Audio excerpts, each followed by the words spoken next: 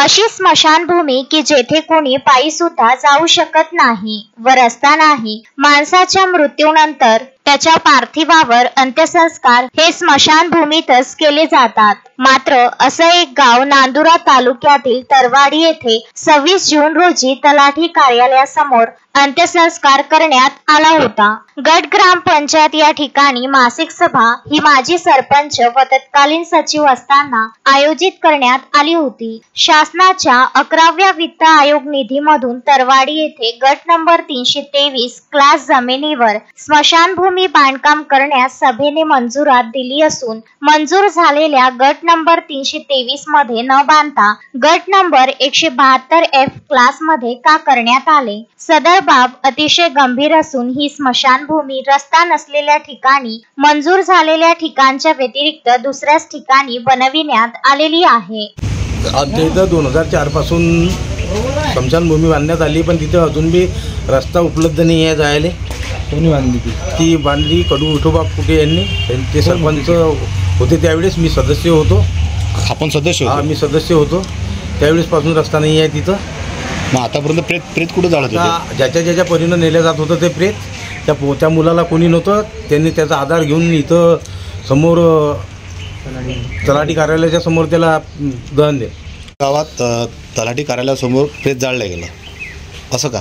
त्याचं कारण असं आहे की आमच्या गावामध्ये 2004 मध्ये स्मशानभूमी बांधली, पण तत्कालीन सरपंचाने त्याला रस्ता, काय नाव सरपंचाचं? सरपंचाचं नाव कडू विठोबा कुटे यांनी त्यावेळेस त्या स्मशानभूमीला रस्ता उपलब्ध केला नाही। आता 20 वर्ष झाले त्या स्मशानभूमीला आजपर्यंत एकही प्रेत गेलं नाही रस्ता नसल्यामुळे। त्यामुळे त्यांनी हेतुपुरस्पर तलाठी कार्यालयावर सरपंचाच्या वर हे झालं पाहिजे किंवा त्यांनी हे काम खराब केलं, त्याच्यामुळे दहन दिले। एखाद्याला जिवंतपणी कितीही कठीण प्रवास करावा लागला असेल तरी मृत्यूनंतर त्याचा प्रवास सुरळीत व्हायला हवा। मात्र तरवाडीवासी यांच्या नशिबी मृत्यूनंतरचा प्रवासही काहीसा कठीण असल्याचाच म्हणावे लागेल। जे हे 26 जूनला घटना घडलेली आपल्या तलाठी कार्यालयामध्ये जे फुकल्या गेलं प्रेत, तर त्यांची 323 मध्ये कागदोपत्री आपल्याकडे नोंद आहे, तरी बांधल्या गेले नाही। त्याच्या बाद त्यांनी चुकीच्या नाही 172 मध्ये नेली काहीतरी हेतुपुरस्कार। त्याचा माजी सरपंच कडू विठोबा कुटे व ग्रामसेवक यांनी काही खोडपणा प्रस्ताव केला, 2 गटात वाद व्हा म्हणून हे त्याच्यासाठी प्रयत्न होते। नायब तहसीलदार पांडेवा मंडळ जे सरपंच पोलिसांनी सोबत होते जागा दाखवली। या मागे 100 मीटर झाला फक्त ऐकी मनस्थिती त्याने लोटपाटसुद्धा केली आम्हाला। आम्ही शांत राहिलो, कोणतं वाद नाही, घरावाली म्हणत जाऊ द्या म्हटलं, शांतताच व्हा अशा पुरस्कारे त्याने मुद्दाम हे काहीतरी करावे कारण येते हेतुपुरस्कार माझी। 2005 मध्येचे स्मशानभूमी त्याचं बांधकाम करण्यात आलं, परंतु त्या गटामध्ये बांधलेले आहे। काय असू शकते याच्यामध्ये? काही भ्रष्टाचाराचा उद्देश होता? 50 लाख रुपये ग्रामपंचायत निधी त्याचा उपलब्ध दिसला आपल्याकडे। त्याच्या बाद रिपेरिंग काढू आम्ही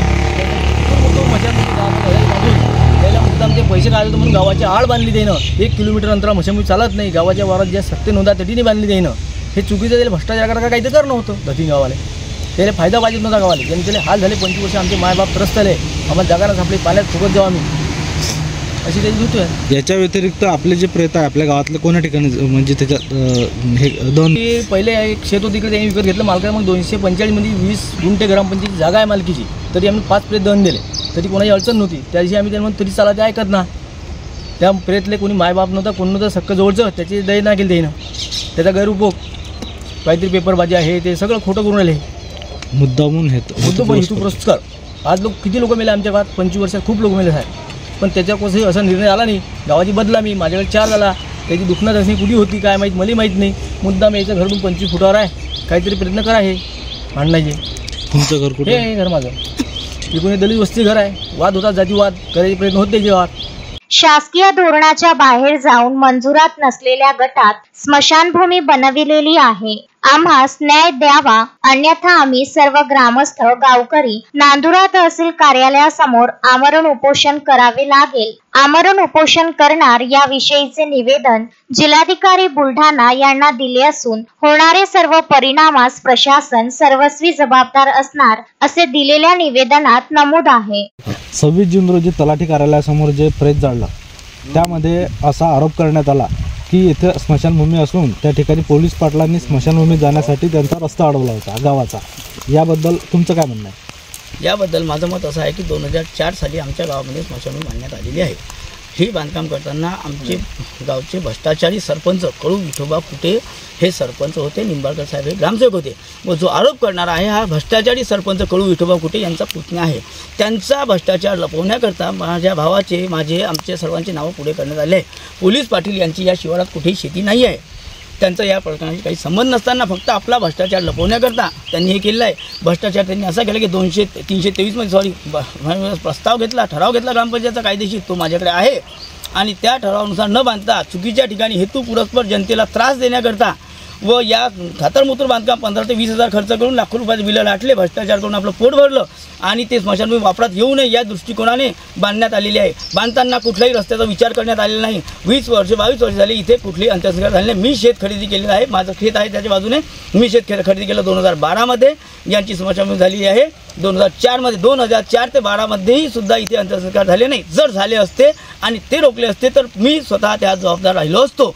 परंतु आज रोजी आजपर्यंत बांधलं काम झाल्यापासून तर आजपर्यंत इथे एकही अंत्यसंस्कार झालेला नाही. बांधताना कुठल्याही रस्त्याचा विचार करणे, फक्त स्वतःच्या पोटाचा आणि खळगे भरण्याचा आणि जनतेला लुटण्याचा, जनतेला भविष्यात वाद निर्माण करण्यासाठी यांनी हे बांधले.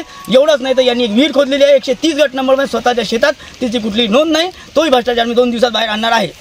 आणि तेच नाही तर यांनी एक आता 2 दिवस झाले